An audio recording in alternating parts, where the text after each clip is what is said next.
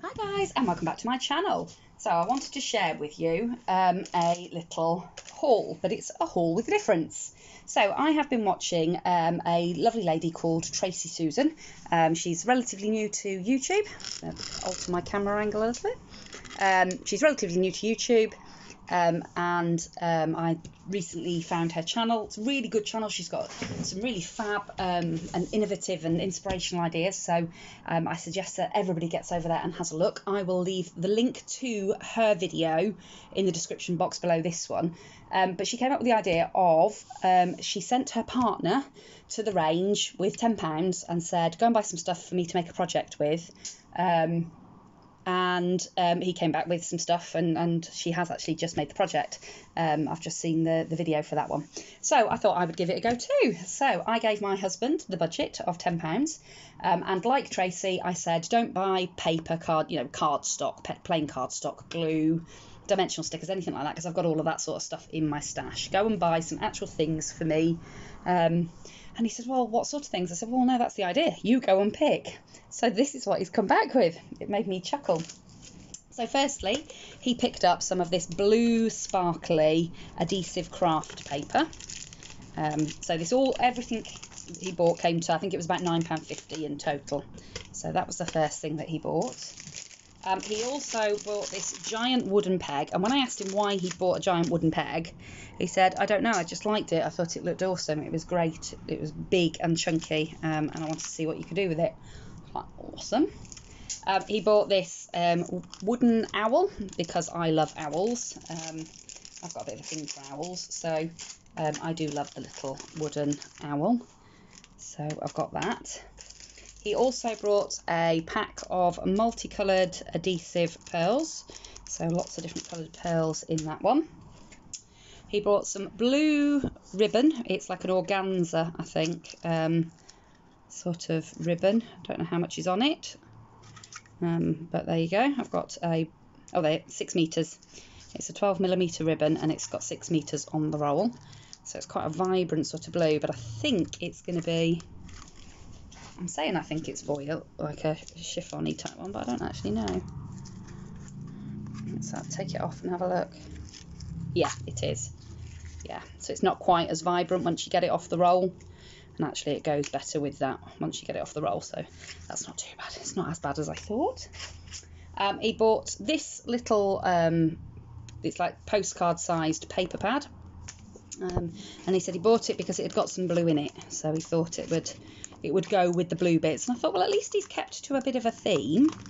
So there is some blue papers in there that I could use. There's also some just plain white and gold ones. So yeah, lots of things in there that I could use. And then finally, because he had a little bit of money left to spare, and he wanted to try and spend as much of it as he could, he brought a piece of blue funky felt. I'm like, right, okay. So I've now got to try and think of a project that incorporates all of these bits. I'm going to go away and have a look and have a think, scratch my head a bit. I think it's an interesting lot. I think it's funny that he's gone for all blues, but none of them are the same blue, so that's quite amusing. But I have got paints and things that I can use in my stash.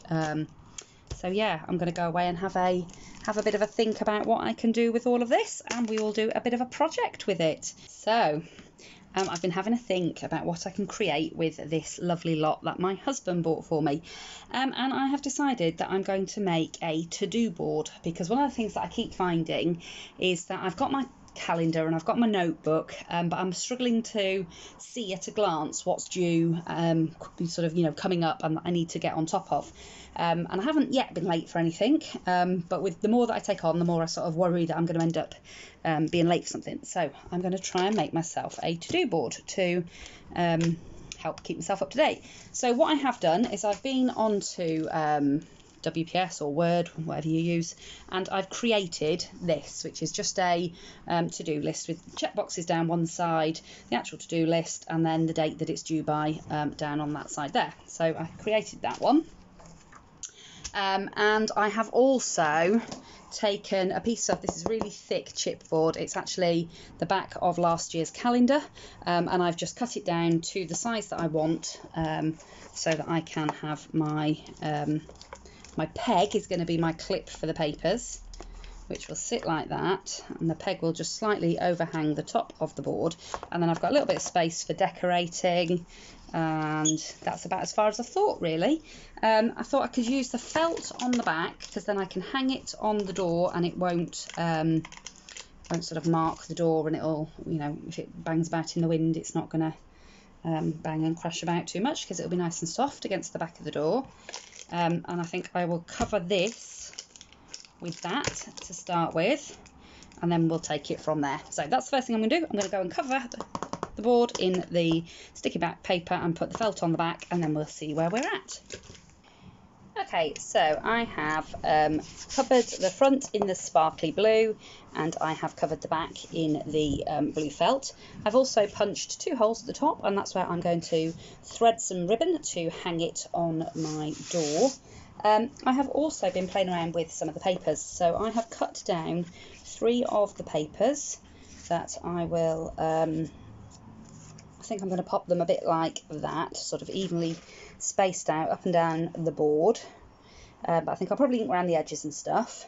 The other thing that I've made is I've just made one of these, but I'll make another one, and it is a little, it's going to be the hole reinforcer, that when I punch the holes back through on this one, this will go on top there.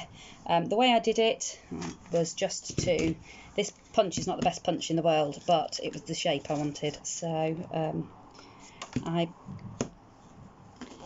punched out the shape, let's cut it better this time, and then to make sure that I'm getting sort of somewhere near central in terms of the hole, I punched a hole in a scrap of the cardstock, cut as close to the edge as I could without actually cutting into the hole, and I can now use that as a bit of a guide, a bit of a template, so I can line the hole up in the centre of that sun. I can make sure that I'm happy with it, and then I can bring in my big chompy hole punch and punch the hole back in, and there we have it.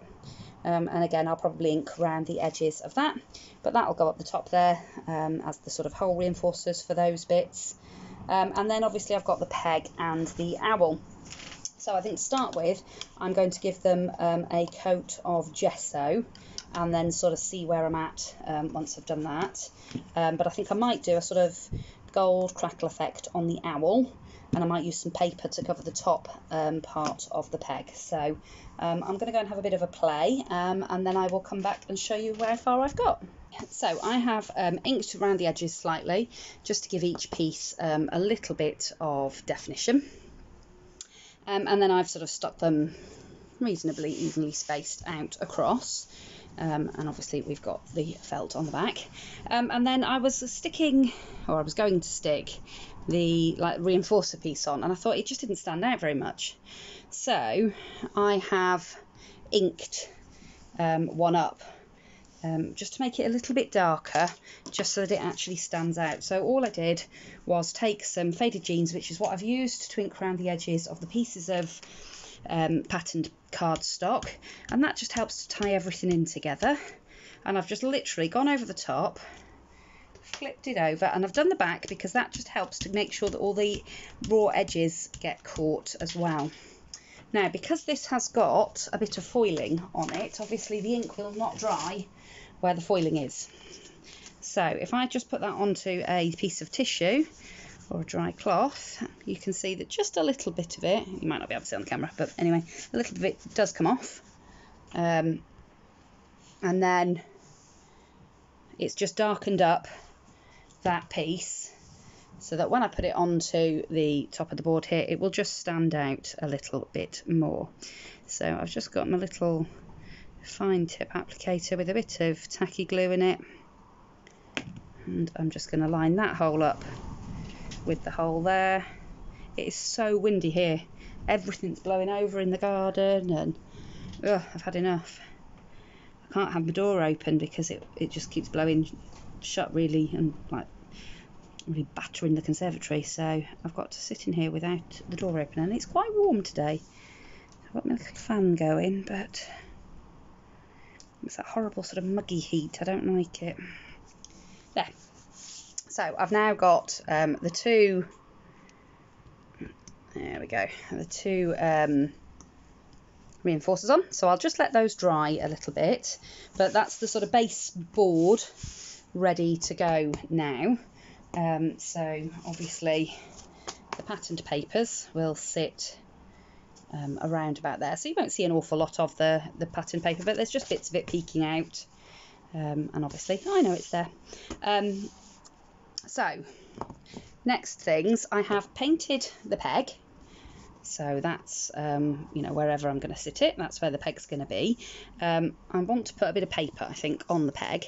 I gessoed the owl a couple of times, and then I've given it 3 coats of just this Artiste Do-Crafts metallic antique gold.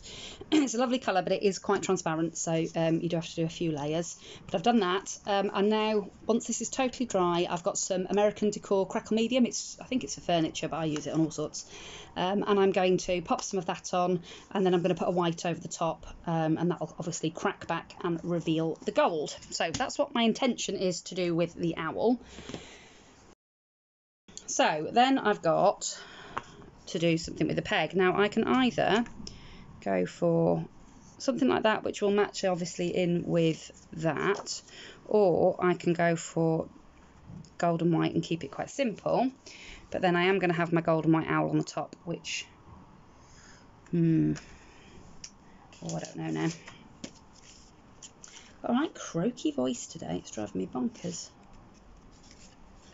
I'm having a quick look through the patterns to see if there's anything else that might, oh no, that might be better because it's got no foiling on it. I'm thinking with the gold in the owl, do I really want gold on the peg too? No, that's what I'm going to use. I'm going to use this one. So, bob all of that to one side.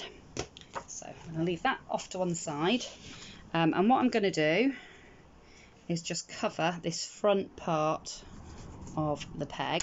Ooh, sticking because of the paint. Yeah, so I'm going to cover the front part of the peg like that. And then I'll trim that off. Trying to think what's the best way to do it, because I would like to ink the edges of this too.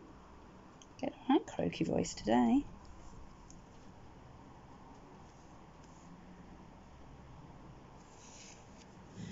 So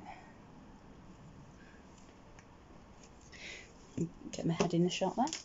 Okay, so it's okay if it goes wrong because I have got plenty of this pattern just to cover the peg. I only want to cover the top side, I don't want to cover the white edges. I'm going to leave them white.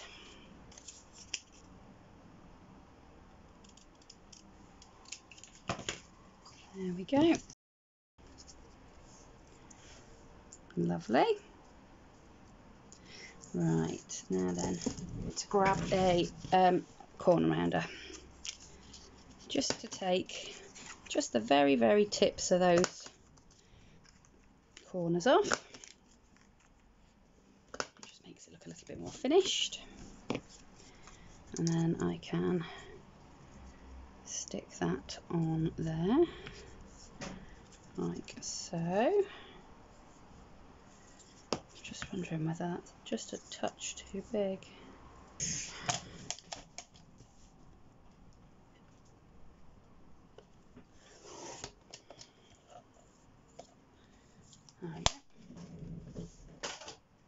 To re-snip that corner.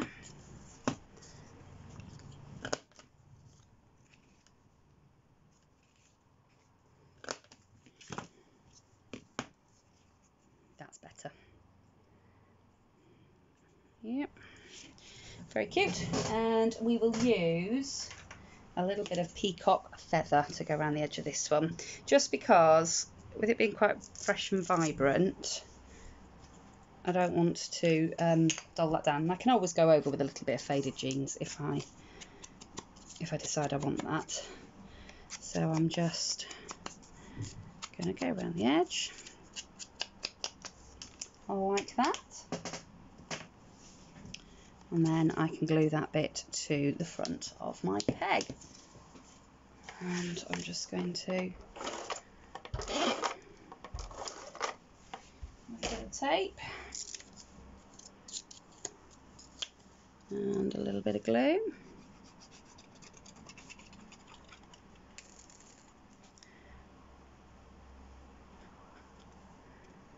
There we go. Pop this on here,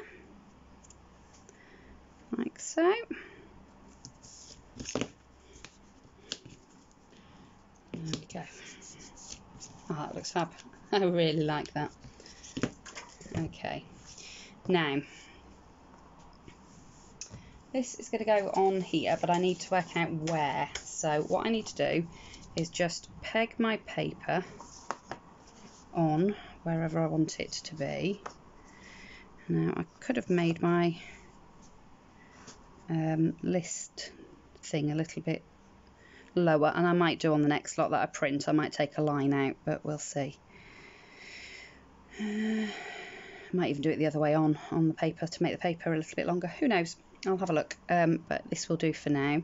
But I think I want my peg to sit up by about that much, like so. So I need to centre it up where I want it to be, and then I'm going to put just a very faint little line either side, just so that I can have a bit of a measure and make sure I'm not wildly out on each edge. So 10.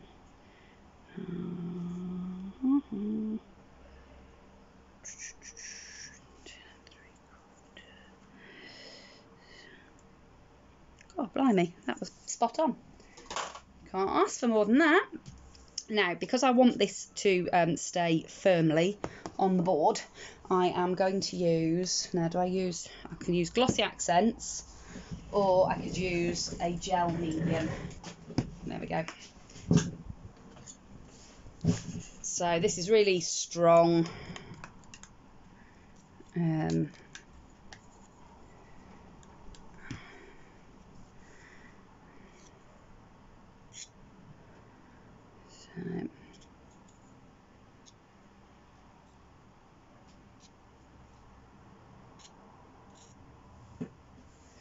Bit of a lump there, get rid of that.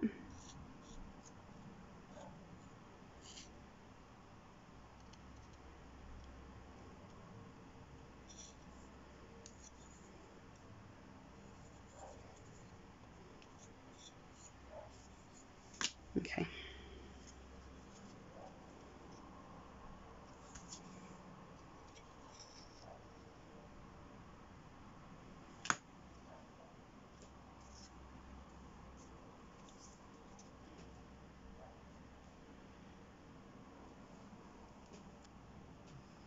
So I'm just going to line that up. Concentrating there, wasn't speaking. Just going to get that lined up where I want it. Again, I can just make sure that I'm happy. Because it's a gel medium, I've got just a little bit of time to manoeuvre things about if I need to.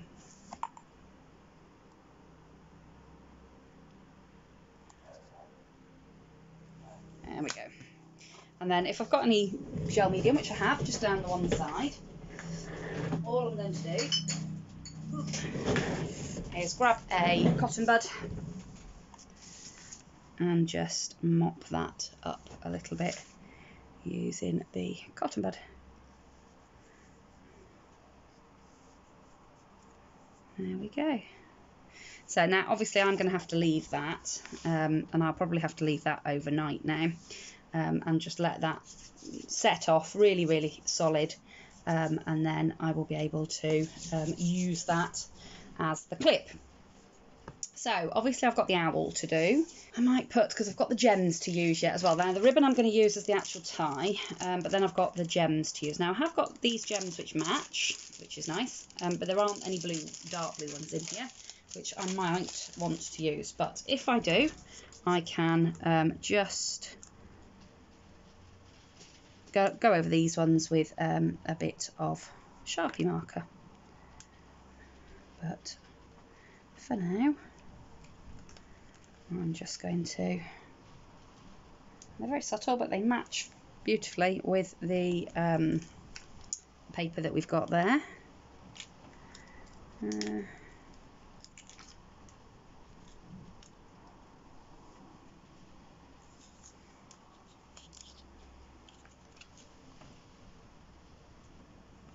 There we go.